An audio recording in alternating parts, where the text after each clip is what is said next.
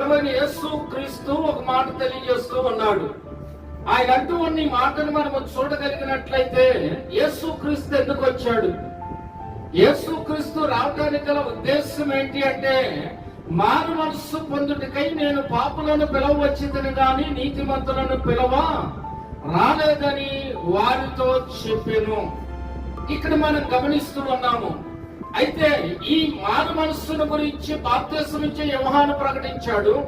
ఈ మారు మనస్సు విషయమై ప్రభువైన యేసుక్రీస్తు కూడా నేను వచ్చినందుకే అనే విషయాన్ని కూడా ఆయన తెలియజేస్తూ ఉన్నాడు.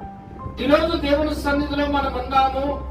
దేవుని వాక్యాన్ని మనం వింటూ ఉన్నాము. వాక్యమైన దేవునితో మనము నడుస్తూ ఉన్నాము. దేవుని యొక్క రాజ్యము కొరకైన మన యొక్క ప్రయాణము గాని, మన యొక్క సిద్ధపాటు గాని, అన్ని విషయాల్లో కూడా మనము చూడగలిగినట్లయితే దేవుని యొక్క సన్నిధిలో మనము దేవుని కుమారులము, కుమార్తెలమై ఉన్నాము. అందుకే దేవుడు ఇక్కడ మనం ఉంచాడు, మనతో మాట్లాడుతూ ఉన్నాడు, మనల్ని సరిచేస్తూ ఉన్నాడు. మన యొక్క విశ్వాసమును గురించి, మన యొక్క నిరీక్షణ గురించి, మనము భక్తి జీవితంలో వాక్యమైన దేవునికి లోబడుతూ ఉన్నామో లేదో అనేక విషయాలు తెలియజేస్తూ ఉంటాం.